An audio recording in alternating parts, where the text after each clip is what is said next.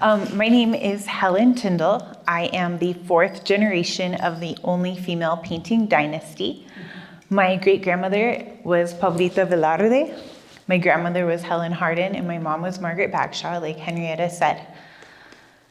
This exhibit means so much to me.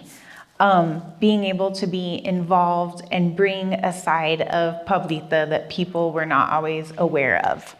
And that's the really authentic, genuine, caring, funny, loving person I knew. Pablita died when I was 19 years old. So my memories of her are all from a child's perspective. She's very important to me. And when you look at this table, these are other items that I've inherited. You'll see pictures of me with Pablita. If I say grandma during this talk, I'm talking about Pablita, and I will refer to Helen Hardin as Grandma Helen. I did not know Helen Hardin. She died in 1984. I was born in 1987. When she was dying, she told my parents, who were dating, that their child should be named Helen. So I'm Helen. I will go into how I inherited these items. These are items that I grew up with. They were very familiar to me. They weren't very special to me because it was just part of my everyday life. And I didn't realize how special my family was until after my mother passed away, because it was just regular life for me. John Nieto painted a portrait of Pablita when I was in the second grade, and he wanted us to be here in Santa Fe to show the painting. And I was picked up in a limo from school. And my little brother and I thought the coolest part of being in the limo was that it had sodas and a cooler. These are great memories that I wanted to share. Henrietta and the Wheelwright have been incredible. The Wheelwright is so special to me. In 1991, Pablita had her retrospective show here, and it was a very, very snowy night, and she was wearing her moccasins, and she didn't want to get her moccasins wet, so she put plastic grocery store bags on them, and she walked into the museum with plastic grocery store bags. I thought this was very cool. So I started wearing plastic grocery store bags on all of my shoes. And then I went to kindergarten and I learned that that was not very cool. So a little bit about Pablita. She was born in 1918 in Santa Clara Pueblo. Her mother died when she was very young of the Spanish flu.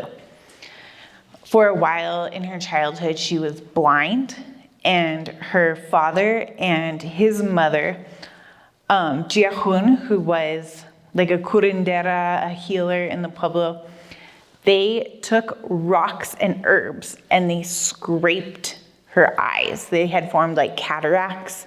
And so she was able to see after that, but her vision was always very impaired. So when you're looking at her art, it's even more special and phenomenal that she was able to create these pieces with her eye condition. When she was 4 or 5, she went to St. Catherine's Indian School here. She studied under Tonita Peña and had very fond memories of that. And then she went to the Santa Fe Indian School and studied under Dorothy Dunn.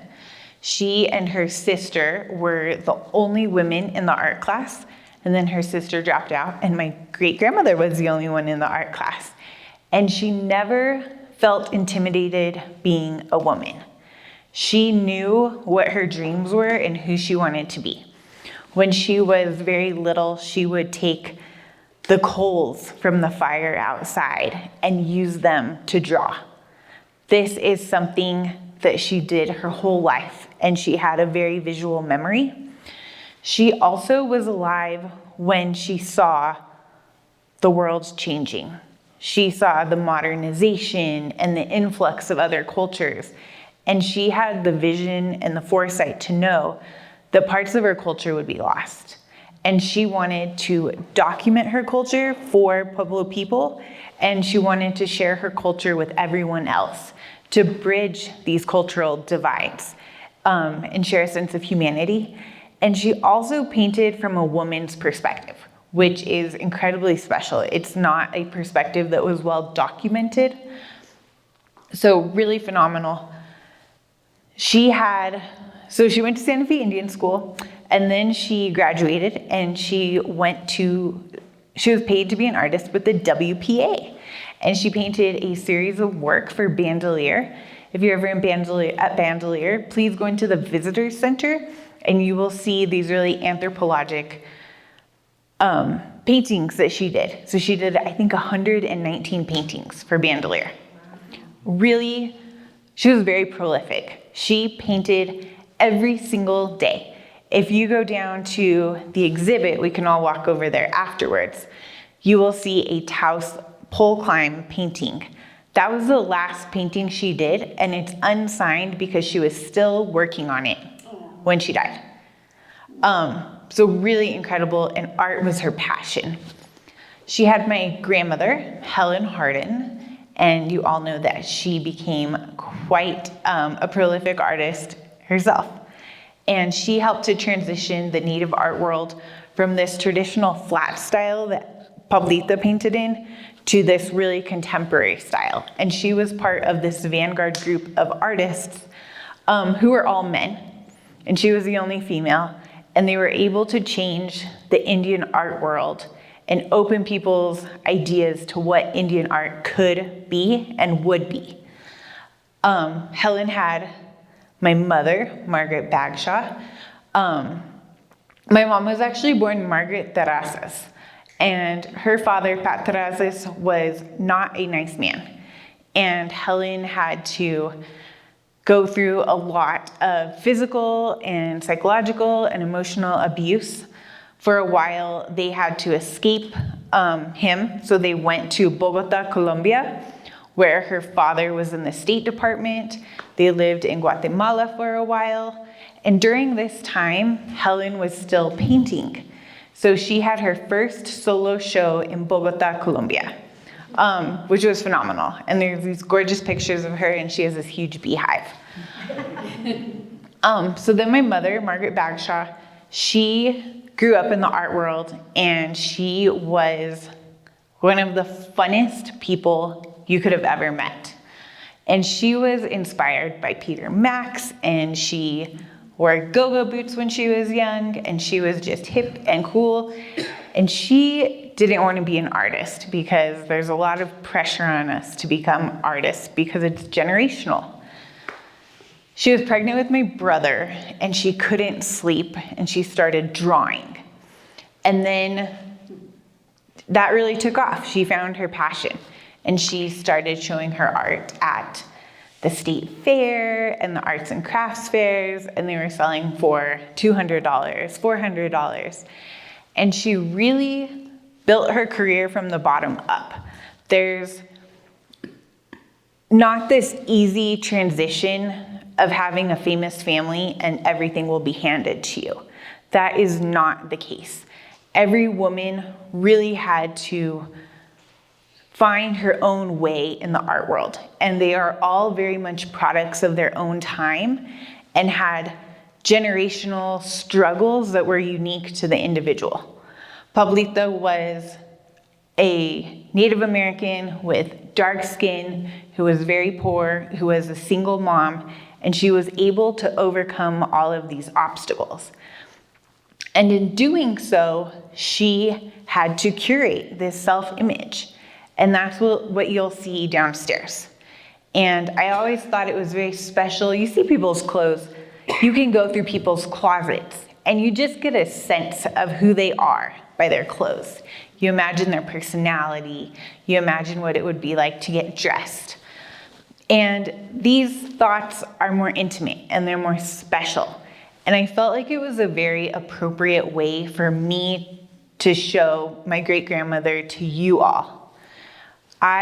Because I was only 19 when she passed away, I wasn't old enough to know the collectors and appreciate the shows.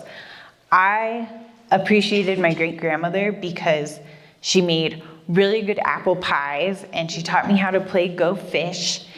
And she would listen to all of my stories. And as a little girl, she always told me that I could do whatever I want. And I would wash her car and clean her house and mow her yard, and she'd pay me. And she told me that if I paid for it myself, I could do whatever I want. If I did it myself, I could do whatever I want, and no one could take that away from me. And that was the biggest lesson that she instilled in me as a young girl and later as a young woman, that I had the power to live my life the way I wanted to live my life. And there would be obstacles, and it was always important to overcome these obstacles. So my mother was an artist. She was quite famous. And then she turned 50, and a few months later, she had a stroke. And we found out that her stroke was caused because she had stage 4 brain cancer. My mother lived for about a month and a half after she was diagnosed with cancer. And it was so hard for me. I was 26 when my mother passed away. And I had to go to the hospital, and I had to see her with her shaved head and this tube, and this is all part of life. So my mom dies, and as a little girl, I didn't like the art world. I didn't like coming to museums. I didn't want to be an artist. I didn't value this stuff more than just family heirlooms until it was taken away from me. So I spent 3 years in litigation, and my brother and he got a house. Most of the paintings in mediation we decided should be donated to museums. And I got a bunch of stuff. That's what I ended up with, is I couldn't imagine someone else having my grandma's clothes, because that represented the person to me. And I got all of these totes and these boxes, and I went through them, and some of them are strange things, like my mom's dirty sandals and her worn down purse. But some of them are really special. And everything on this table was Pablita's. I got the family jewelry collection. I have her cast iron pan, which I actually took right after she died because I knew it had all of Grandma's flavor.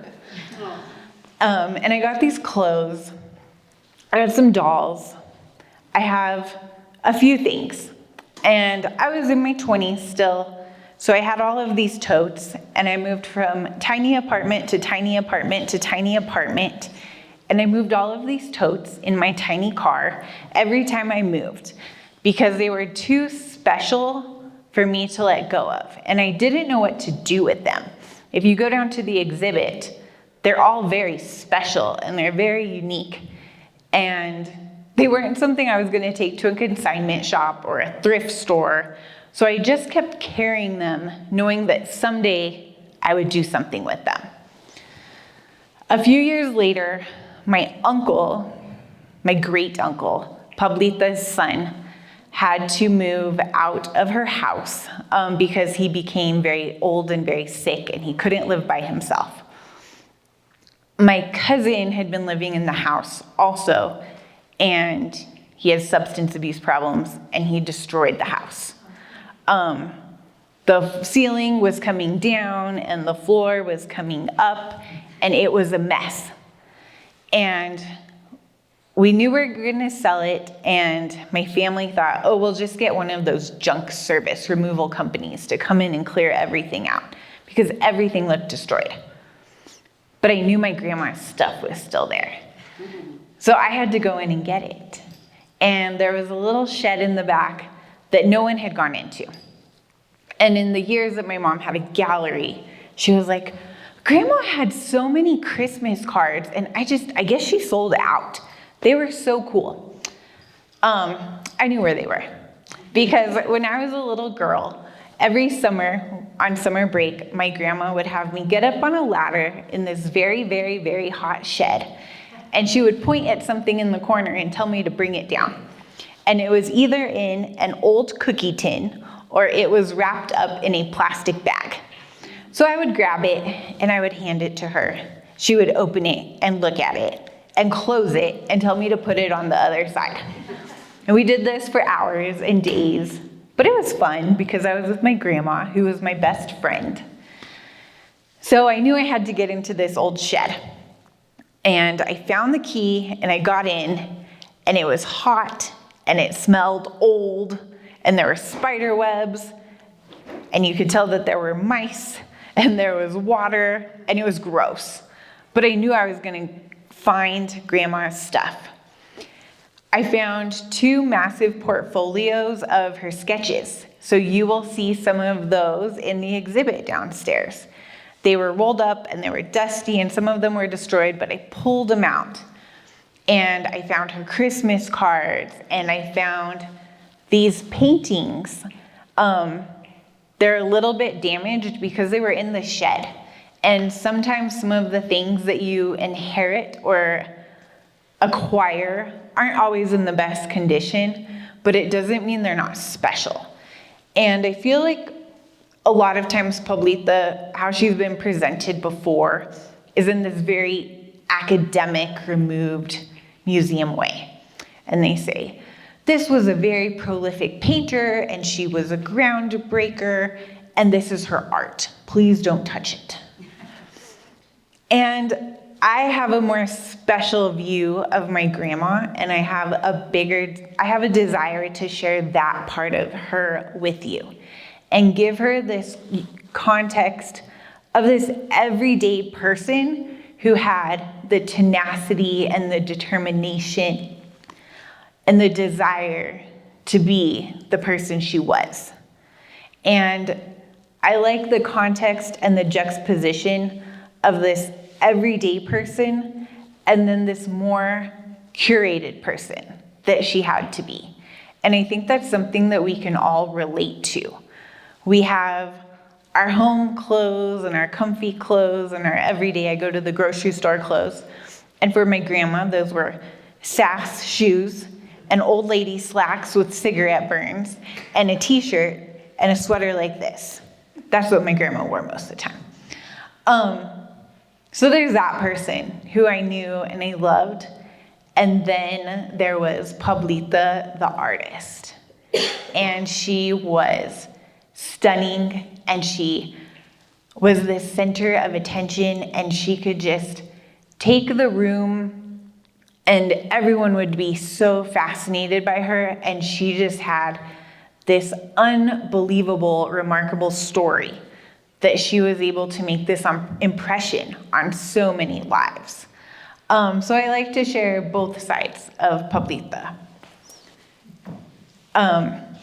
So I became associated with the Wheelwright. You might all know Ken Williams, the manager of the Case Trading Post. I inherited him. He was my mom's best friend. So I inherited all of this stuff, and I really had trouble going through it. People told me that it's the smells that really get you, and now I know what that means. Every time I open that box and I get a whiff of my grandma, it's hard for me. I get really, really sad. And there's a lot of stuff that I didn't know what it was because I was really young when I saw it. And Ken Williams was able to help me go through everything and pack it away a little better. And he told me how to store the jewelry and what to do with the clothes. And he was in the Case Trading Post, and he had some of my grandma's jewelry that came in on consignment. And he thought, how cool would it be if we could put some of her clothes on a mannequin to display the jewelry? And this is an idea that had been floating in my mind since I saw the Frida Kahlo exhibit and they had all of her dresses up. So I was like, oh my gosh, that is the coolest idea. Please do that. So we dressed her up and put the jewelry and made a little case. And then Grandma stayed with him. She was in a corner of his office. And then Henrietta started. And she just thought that was so cool. And she really wanted to explore what we could do with that. She came to one of my art shows, we met, And then I came in and we talked about it, and I was like, oh, I have some clothes. I have some things I can bring in. So I brought one tote. And Ken Williams said, I know you have more stuff. And I said, I do have more stuff. I'll be back next Saturday. And I packed up my SUV to the roof with all of this stuff. And I got here and I said, okay, help me carry this in. And we sat here for 4 hours and we went through all of the boxes. And it was so much fun. I got to tell Henrietta and Amy and Ken all of these stories, and it was fascinating.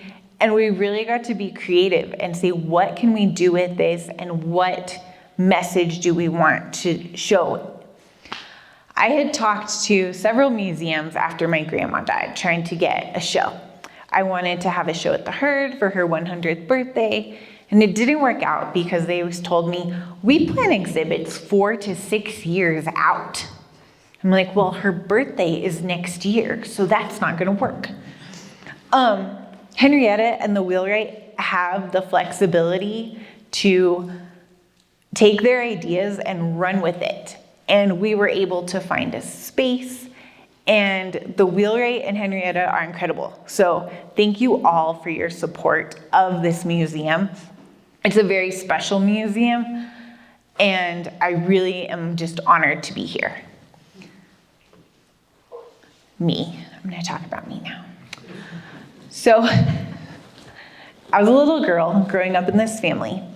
People would come up to me and say, oh, are you gonna be an artist someday? And I would say, no. And they said, oh, you just have to be an artist. Everyone in your family is an artist. And I would cry and I would shut down and I would get super mad because I didn't like the idea of other people telling me what to do, because my grandma said I could do whatever I want. And I was shy. So all of this was a little intimidating for me. And the way that I rebelled as a child is by being the nerdiest, most uptight child you could have ever seen. I wanted to be an accountant, or I wanted to be a lawyer. That's what I told people when I got older. I didn't want to be an artist. So I went to UNM. I double majored in Spanish and economics. I now work at the New Mexico State Investment Council, and I'm also an artist. So I was graduating from college, and I went to my mom's gallery where she painted, and I was sitting there, and I was talking, and she looked up at me and she said, Helen, won't you just do something? And she handed me a panel and pretty much told me to shut up. So I took a pen and I started drawing, and I drew her studio. And it was silly. It looked like a cartoon. But I showed my mom when I was done, and she looked at it and she said, that's not bad. And she said, you should color it in. And she let me use her paints and her paintbrushes, and I very carefully colored it in. And then she said, we should put this in the Indian market show. I was like, whoa, I get a piece on the wall. So it's Indian market. My mom's having an art show. I live downtown. So I walk from my apartment to the gallery, and I'm getting sweaty and I'm feeling gross. And I walk into the gallery and I try to find my piece on the wall, and it has a big red dot. And it sold for $1,000. When you're 23, $1,000 is a lot of money. And I was like, I'm gonna keep painting. Like, I really liked it. I felt calm. I had my own style, and someone accepted my art in my own style. So it sold. Next week, I go to my mom's house for dinner, and I see my piece on the wall. My mom bought it.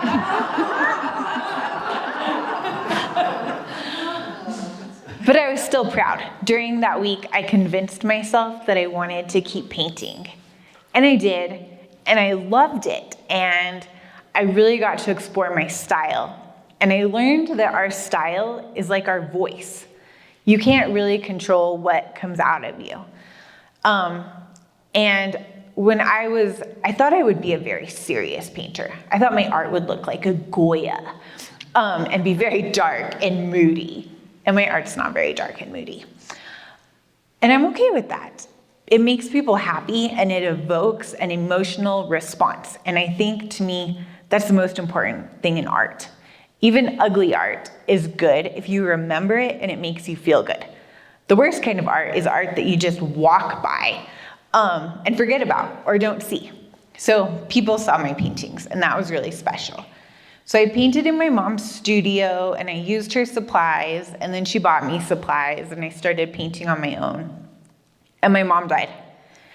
And I thought I could never paint again. I couldn't touch a paintbrush. I couldn't look at it. It hurt me so bad. And I was going through this lawsuit. I was just devastated. So I wheeled the big city trash can at my apartment up to my front door, and I threw everything in my studio away. And I threw it in so that I would break it.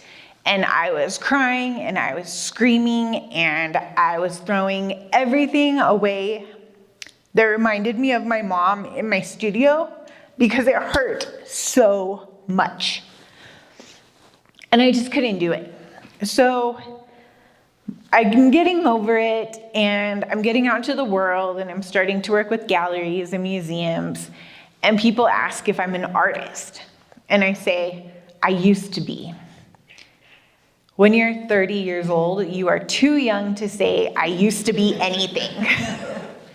And I wanted to paint, but I was very afraid. I didn't know how I would feel, and I was just starting to recover. And I thought, I can't have another breakdown. I'm trying to get my life together. So I went to Hobby Lobby, and I bought the smallest little panel that you could find. And I bought 3 or 4 acrylic paints that were like $2 each, and a $2 pack of paintbrushes. And I went home, and I started painting, and my hand with the paintbrush in it looked like my mom's hand with a paintbrush. And it was the most comforting thing that I could have done. And I painted, and I painted, and I painted, and thankfully acrylic paints dry very quickly, so I could just keep painting. And I painted for like 6 hours, and it felt so good. But I wasn't ready to show anyone. So I started painting, and I was collecting all of these paintings, and my style had changed. I found that emotion that I wanted in my paintings, and my paintings grew up with me. I was an adult woman painting adult paintings that came from my soul, that came from the new Helen. And it was just so cathartic. So then I'm working with Blue Rain Gallery to do a 3-generation show, because I wanted to let everyone know that I was the person, I'm the family member, I'm here, come to me, talk to me. I did not disappear into the ether when my mom died. I am still an important person. So I was working with Blue Rain, and then I decided to say, well, I've been painting a little bit. Would it be okay if I hung a couple of my pieces? Because I wanted to be a part of it, because I miss them, and I look for ways to connect with them. So they put a couple pieces on the wall when they were hanging the show, and they took photographs and put them on the website. And they started selling again. And they said, okay, well, do you want to put a few more pieces, and a few more pieces, and a few more pieces? I think I had about 13 pieces in the show. And I had my mom's art, and Helen, Hardin, and Pablita's art. And I was the center of the attention at the show. People were excited to get to know me, and people liked my art, and people liked what I was doing with my legacy and how I was moving forward. And it felt good to know that my way could be the right way. And I didn't have to do it like my mom did it, and I didn't have to do it like Pablita did it. I had the power and the authenticity and the strength to start showing my family legacy the way that I want it to. And I got to start painting again. And I paint to really honor them. You'll notice that a lot of my art, it's nature-based. So I think about this tie between all people, going way, way, way, way back. So I have some cactus pieces about the rain because I wonder what my ancestors thought when the monsoons came after a hot, hot summer. And that helps me relate to them. It makes me feel like I have something in common with them. And I have a lot of flower paintings. And I do that to honor my mother. When I was a little girl, I would be with my little brother, and I would ask my mom, "Who do you love more?" And she had a very good answer. She said, "My love is like the sunshine on the flowers." And so I paint flowers because I want to remember how much my mom loved me.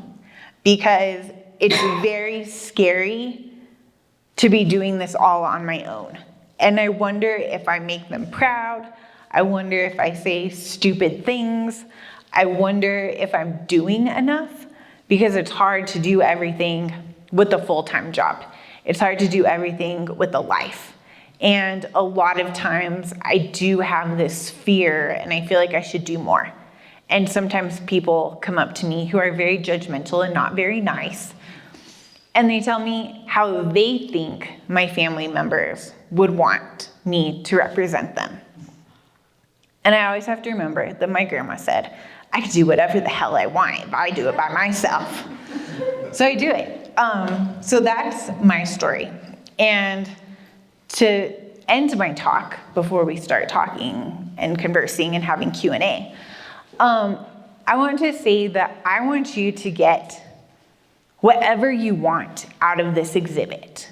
I want you to go downstairs and I want you to let it wash over you. I want you to go to each of the mannequins and imagine who these people were and what impression you would have of them and what you would feel like wearing this dress. And look at these sketches and look at this artistic process and all the work she put into her paintings and how special it is to have these memories from the past and these items from the past still living today and what that means. My final thing is continue to support the Wheelwright. Take lots of pictures of the exhibit. We need you to post. We need you to tag the Wheelwright. We need you to tell everyone you know about the show. If you want me to come back and give a tour of a show to you and all of your friends, I am happy to do so because I want to share my grandma's legacy and I want to tell people how special she is, and I want the love that she gave me as a child to go out into the world. So thank you.